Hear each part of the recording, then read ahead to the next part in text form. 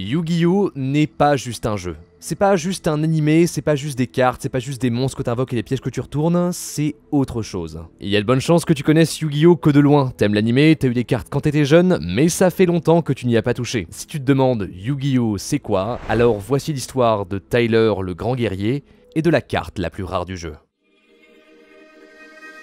En 2002, Tyler Gressel a 14 ans. Comme tous les enfants américains des années 2000, il aime les dessins animés, Dragon Ball et Yu-Gi-Oh! À l'époque, l'œuvre de Kazuki Takahashi vient de commencer. L'animé qu'on connaît tous n'a même pas 2 ans, l'arc du royaume des duellistes vient de se terminer, et pendant que Yugi continue ses aventures, les toutes premières cartes occidentales commencent à inonder le marché depuis quelques mois avec la sortie de la légende du dragon blanc. Mais en octobre, la vie de Tyler change à tout jamais.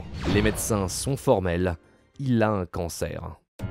Sarcome embryonnaire indifférencié du foie, une forme extrêmement rare. À l'époque, il existait moins de 250 cas connus aux États-Unis. Bon, j'ai pas les qualifications pour vous dire en détail ce que c'est, mais au début, ses chances de survie sont faibles. Très faibles. Le temps passe. Entre 2004 et 2005, il est approché par Make-A-Wish, une association caritative qui œuvre partout dans le monde pour offrir aux enfants malades une opportunité d'accomplir un de leurs rêves. Et le rêve de Tyler, c'est d'avoir une Porsche. Ok, bah fin de la vidéo. Non, heureusement, bon, il a 14 ans, donc on lui dit non, tu peux pas la conduire, donc non. Et heureusement, parce que à la place, il a eu beaucoup mieux. Grand fan de Yu-Gi-Oh, il aime le jeu, il aime dessiner. Pour lui, c'est évident, il veut créer sa propre carte.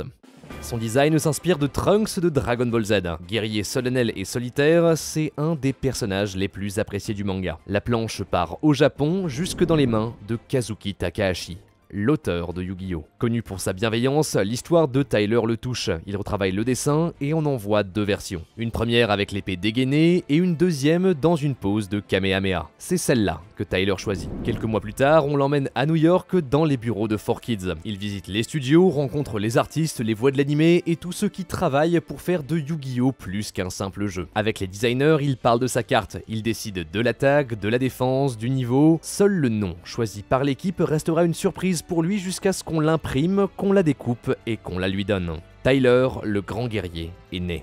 Guerrier, terre, niveau 8, 3000 d'attaque et 1500 de défense. Ne peut pas être invoqué spécialement. Quand cette carte détruit un monstre et l'envoie au cimetière, infligez à votre adversaire des dégâts égaux à l'attaque du monstre détruit. Symboliquement, plus tard, ça sera le même effet que l'homme oiseau de feu, le monstre fétiche de Jaden dans Yu-Gi-Oh! GX. L'effet qui mène les héros à la victoire. L'équipe lui en fait la promesse, c'est la seule copie au monde. Immédiatement, elle est mise sous un verre pressurisé et elle restera comme ça pendant presque 18 ans. Le temps passe et à force d'épreuves, Tyler arrive à surmonter sa maladie. L'opération est un succès, il a vaincu son cancer. Il a enfin la chance de grandir, de guérir, de retrouver ses forces et pendant toutes ces années, sa carte est avec lui.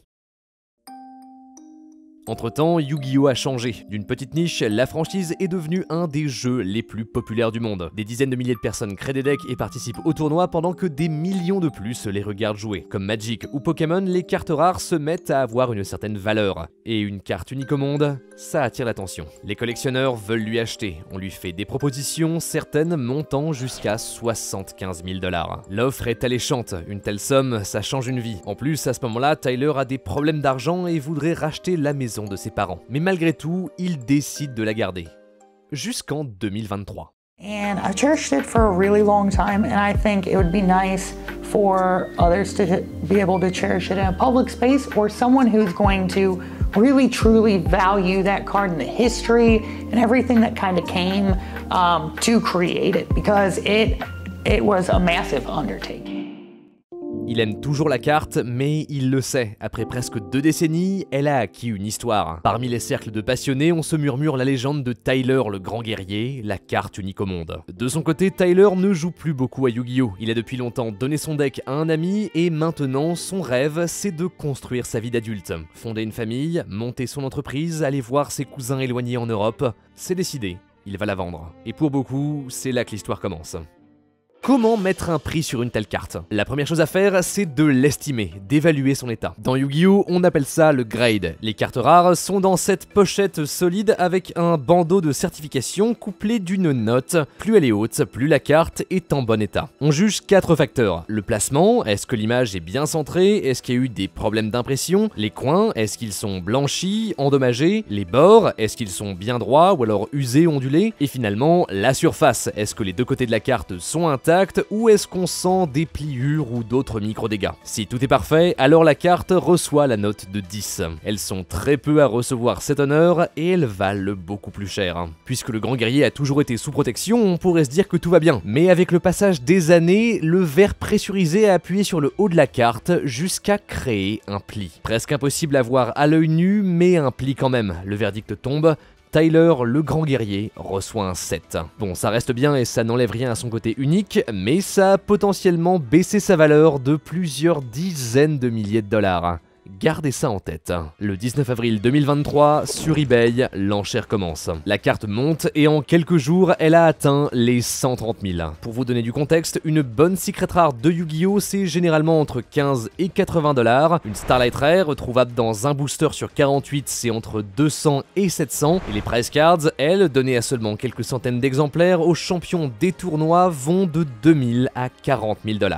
D'entrée de jeu, on est déjà dans une autre catégorie. Un prix au niveau des plus grandes cartes Magic et Pokémon de l'histoire. Le 26 avril, à 7h50 du matin, tout s'enflamme. En quelques minutes, Tyler le grand guerrier, alors à 160, passe à 200, 250, 600 000. À 8h35, elle est à 1,4 million. Internet s'enflamme. On vient de voir la naissance d'une des cartes les plus chères de tous les temps.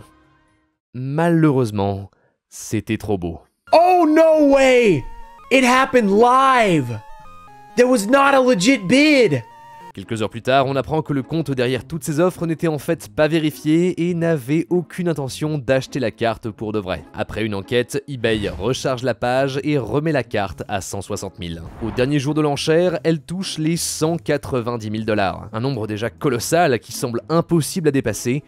Jusqu'à la toute dernière seconde. Juste avant la ligne d'arrivée, une course éclair entre deux comptes qui en un instant fait monter la carte à 311 211 $. 300,011!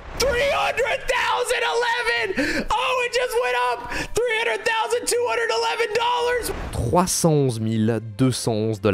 Le prix d'une maison, 155 press cards, 1830 Dragon Blanc Jube première édition, à peine 100 000 de moins que le Dracofeu qui a retourné Internet. La nouvelle vie de Tyler peut commencer. Des années à combattre la maladie, à se reconstruire, à retrouver la forme, comme le nom inscrit sur sa carte. Lui aussi est un grand guerrier.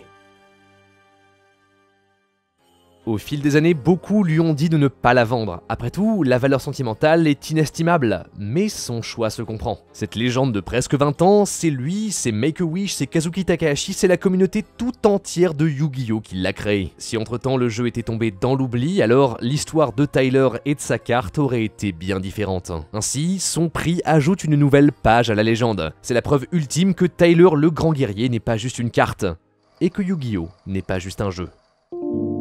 La collection est quelque chose de fondamentalement étrange. Elle met un prix, parfois exorbitant, sur ce qui n'est qu'au fond qu'un morceau de papier. En réalité, plus que la carte, ce qu'on paye, c'est son histoire. Car c'est ça qui est important, les histoires. Plus que les decks, les duels, les combos, ce qui m'a fait rester si longtemps dans Yu-Gi-Oh! C'est les liens que j'ai créés grâce à lui. Les parties acharnées à 4h du matin avec des amis irremplaçables, ces moments de frénésie en convention quand on ouvre une carte rare ou juste ces moments passé avec les gens que j'aime. Quand je regarde mes cartes, c'est tous ces souvenirs qui me reviennent. En ce sens, c'est ce qui leur donne leur valeur, leur signification, leur pouvoir, leur âme.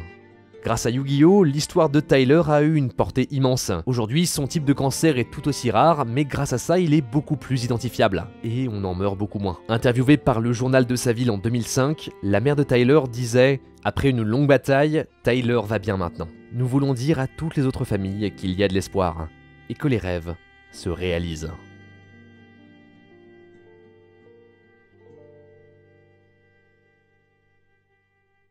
Merci beaucoup d'avoir regardé cette vidéo, moi c'est Teromi, que je joue à Yu-Gi-Oh depuis un moment et ça faisait longtemps que j'avais envie de vous partager cette histoire. La majorité des informations sur Tyler viennent de Simo, un youtubeur américain qui a fait une très bonne vidéo sur le sujet, c'est également de là que viennent les extraits d'interviews de Tyler. Les informations sur l'enchère, elles, viennent en partie de la chaîne de Roxin34, un autre youtubeur américain, je vous mets tout ça en description, si vous parlez anglais, allez-y, c'est vraiment du beau contenu. Je vous renvoie également vers le site de Make-A-Wish, cette vidéo n'est pas sponsorisée, mais sans eux, alors tout ça, toute cette histoire ainsi que celle de millions d'autres enfants n'existerait pas. Je trouve que le travail qu'ils font est incroyable, essentiel, nécessaire, enfin encore une fois, cette vidéo n'est pas sponsorisée, je ne vous engage à rien, simplement voilà, le site est dans la description si vous voulez aller les voir. Sur ce, merci beaucoup de m'avoir écouté, c'était Teromic, croyez en l'âme des cartes, à la prochaine.